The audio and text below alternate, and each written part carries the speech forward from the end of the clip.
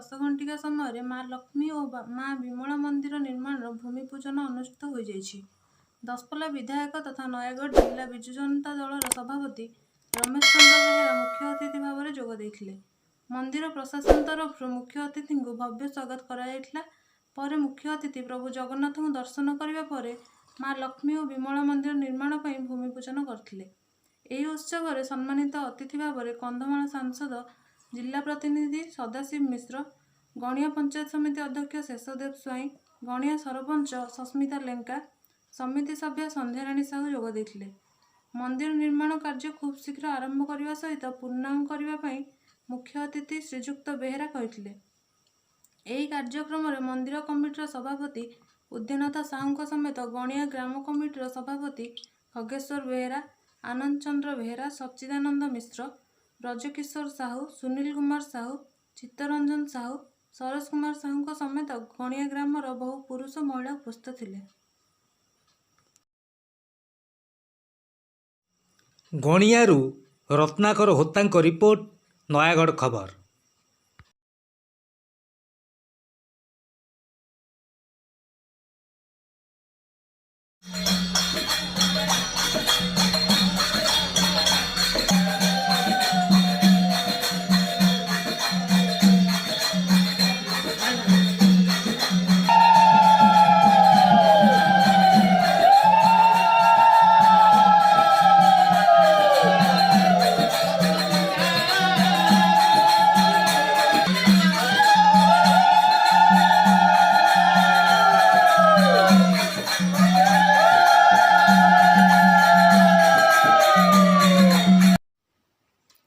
नयागढ़ खबर को आपण को स्वागत।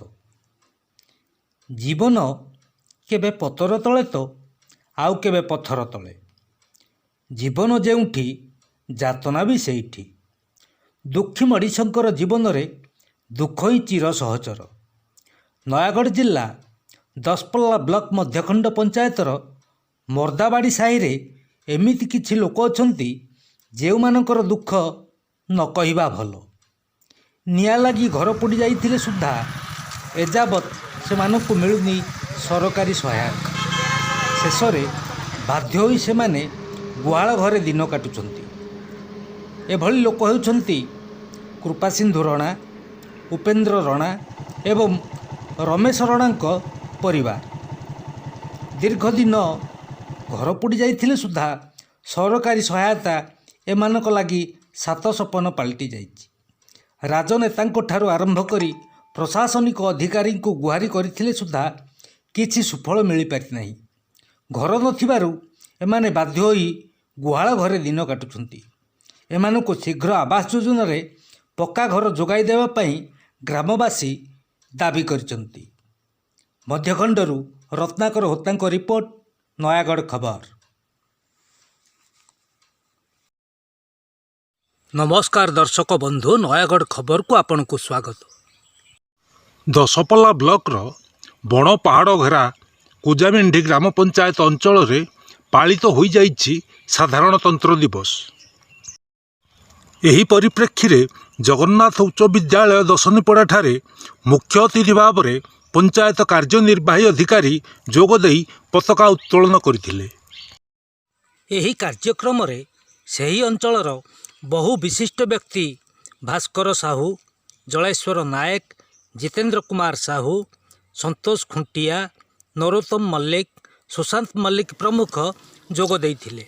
शेषरे प्रधान शिक्षक प्रदीप पट्टनायक समस्त को धन्यवाद अर्पण करथिले। एही अवसर रे एही विद्यालय परिसर रे एक बंधुत्वपूर्ण क्रिकेट मैच अनुष्ठित होइथिला। एही क्रिकेट मैच को रमाकांत नायक परिचालना करथिला बेले संयोजना करथिले वरिष्ठ सांबादिक सुभाष चंद्र बारिक।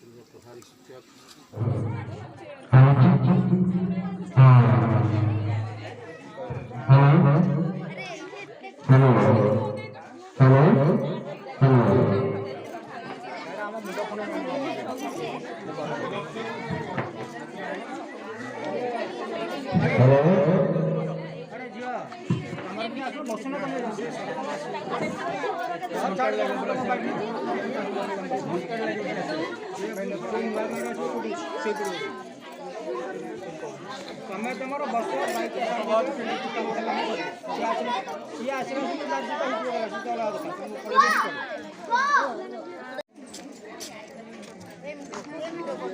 ଏଇଟା ଗୋଟେ ଅଛି।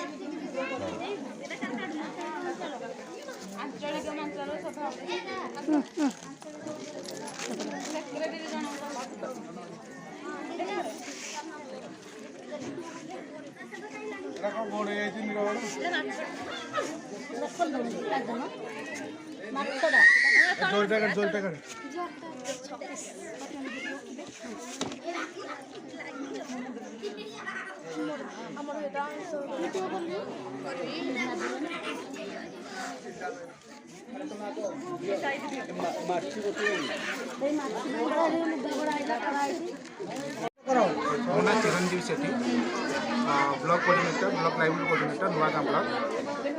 ଆମର ଏଇଟା ଚାଲିଛି ପ୍ରୋଗ୍ରାମ୍ ପୁଷ୍ଟି ମହୋତ୍ସବ ଉପରେ, ଯାହାକି 5 ଦିନ 26 ତାରିଖରୁ ଜାନୁଆରୀ 26 ତାରିଖରୁ ଜାନୁଆରୀ 31 ତାରିଖ ପର୍ଯ୍ୟନ୍ତ ଆମର ଏଇଟା ପ୍ରୋଗ୍ରାମ୍ ଚାଲିଛି ସାରା ଓଡ଼ିଶାରେ ପୁଷ୍ଟି ମହୋତ୍ସବ ଉପରେ, ଯାହାକି ଆମର ଗାଁ ଗହଳି ଯେଉଁ ମାଆମାନେ ଅଛନ୍ତି, ପ୍ରସୂତି ମହିଳା କି ପ୍ରେଗନେଣ୍ଟ ଲେଡ଼ିମାନେ ଅଛନ୍ତି, ତାଙ୍କୁ ସଚେତନ କରିବା।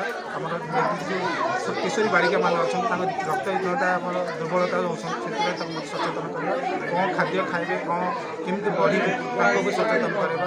ଆମର ପୁଷ୍ଟି ଉପରେ ରହିଲା ଯେଉଁ ଆମର ନ୍ୟୁଟ୍ରିସନ୍ ଗାର୍ଡ଼େନ୍ ବା ମୋ ଉପକାରୀ ବଗିଚା ଗାଁ ଗହଳି ମାନେ ହେଉଛି, ତାକୁ ମଧ୍ୟ ଆମର ବାରି ବଗିଚା କରିବା। ଆଉ ଯେଉଁ ଆଜିକାଲି ଡୁପ୍ଲିକେଟ୍ ଖାଦ୍ୟ ମାନେ ନକଲି ଖାଦ୍ୟ ହେଉଛି, ତାକୁ ଅପମିଶ୍ରିତ ଖାଦ୍ୟରୁ ଆମେ ମାନେ ସଚେତନ ରହିବା ଆଉ ନିଜ ବାରି ବଗିଚାରେ କରି ଖାଇବା।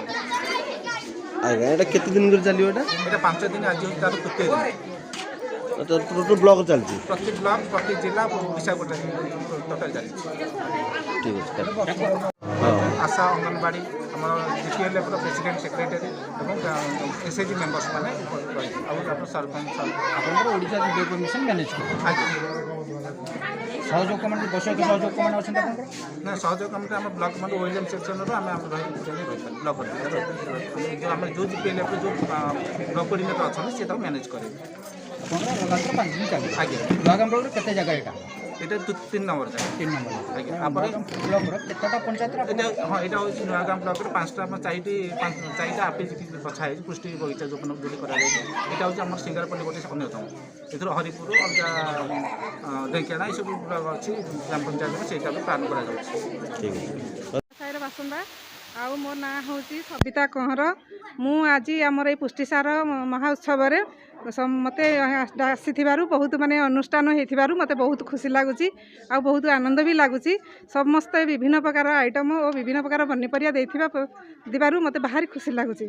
ଆଉ ମୁଁ କହିବାକୁ ଚାହୁଁଛି ଯେ ଯେଉଁ ଛୋଟ ପିଲାମାନଙ୍କ ପାଇଁ ଯେଉଁ ଏଇ ସିଷ୍ଟମଟା ହେଇଛି ମାନେ ଛୋଟ ବାଳକ ଛୋଟ ପିଲାମାନଙ୍କୁ ଯେଉଁ ମୋ ନାଁ ନିରୁପମା ସାହୁ, ସିଙ୍ଗାରପଲ୍ଲୀ GPLFର MBK। ଆମର ଏଟା ଓଡ଼ିଶା ପୃଷ୍ଟି ମହୋତ୍ସବ 26 ତାରିଖ ଜାନୁଆରୀ 26ରୁ ଆରମ୍ଭ ହୋଇଛି। ପ୍ରଥମେ ଆମର ଓଡ଼କୋପା ଗ୍ରାମରେ ହେଇଥିଲା, ଆଉ ଓଡ଼କୋପା ଆଞ୍ଚଳିକ ମଞ୍ଚ, ତାପରେ ଦ୍ୱିତୀୟ ଦିବସରେ ହେଲା ନୂଆଗାଁ ଆଞ୍ଚଳିକ ମଞ୍ଚ, ଆଜି ହେଲା ତୃତୀୟ ଦିବସ, ଆଜି ହେଇଛି ଯୋଡ଼ାସାହି ଆଞ୍ଚଳିକ ମଞ୍ଚ। ଆମର ତାପରେ ଚତୁର୍ଥ ଦିବସ ହେବ ସିଙ୍ଗାରପଲ୍ଲୀ ଆଞ୍ଚଳିକ ମଞ୍ଚ, ତାପରେ ପଞ୍ଚମରେ ହେବ ଆମର ସୁଣ୍ଡିଝୋଲା ଆଞ୍ଚଳିକ ମଞ୍ଚ। ଆମ ପଞ୍ଚାୟତରେ 5ଟା ଆଞ୍ଚଳିକ ମଞ୍ଚରେ ଓଡ଼ିଶା ପୃଷ୍ଟି ମହୋତ୍ସବ ପାଳିତ ହେବ। ଏହାର ମୁଖ୍ୟ ଲକ୍ଷ୍ୟ ହେଲା ଆମର ଯେଉଁ ମୋ ଉପକାରୀ ବଗିଚା ହେଇଛି, ସେ ମୋ ଉପକାରୀ ବଗିଚାର ତାର ମାନେ ଗୁରୁତ୍ୱ କ'ଣ, ସେ ଗୁରୁତ୍ୱ ବିଷୟ ଆଉ ପୃଷ୍ଟି ଯେହେତୁ ଆମେ ଖାଦ୍ୟ ଖାଉଛେ, ପ୍ରସୂତି ମା, ଗର୍ଭବତୀ ମହିଳା, କିଶୋରୀ ଗର୍ଭବତୀ ମା ଆଉ କିଶୋରୀ ବାଳିକା, ଛୋଟ 0ରୁ 5 ବର୍ଷର ଛୁଆ, ସେମାନଙ୍କର କେମିତି ମାନେ ଅପପୃଷ୍ଟିର ଶିକାର ନ ହେବେ, ସେଥିପାଇଁ ସମସ୍ତଙ୍କୁ ଜାଗରଣ ସୃଷ୍ଟି କରିବା ପାଇଁ ଆମର ଏଇ ଓଡ଼ିଶା ପୃଷ୍ଟି ମହୋତ୍ସବର ମୁଖ୍ୟ ଲକ୍ଷ୍ୟ ଆଉ ଉଦ୍ଦେଶ୍ୟ। ଯୋଡ଼ାସାହିରୁ କହୁଥିଲି, ନିରୁପମା କହଁର କହୁଥିଲି। ଆଜି ଆମରି ଗାଁରେ ଏଇ ମହୋତ୍ସବ ବହୁତ ଖୁସି ଲାଗୁଛି। ଏଇ ପୁଷ୍ଟି ମହୋତ୍ସବ ତାଙ୍କରି କଥା ଅନୁସାରେ ଖାତା ଗୋଟିଏ ତିଆରି ହେଇକି ଆସିଲା। ଖାତା ଗୋଟିଏ ହେଲା ରେଜୁଲେସନ ଖାତା, ଗୋଟିଏ ଆୟବ୍ୟୟ ଖାତା। ସଭାପତି କିଏ ହବ? ସଂଘ ସଭାପତି ଦରକାର ନା? ସଭାପତି କିଏ? ଆଉ କିଏ ଭଲ ଗାଏ?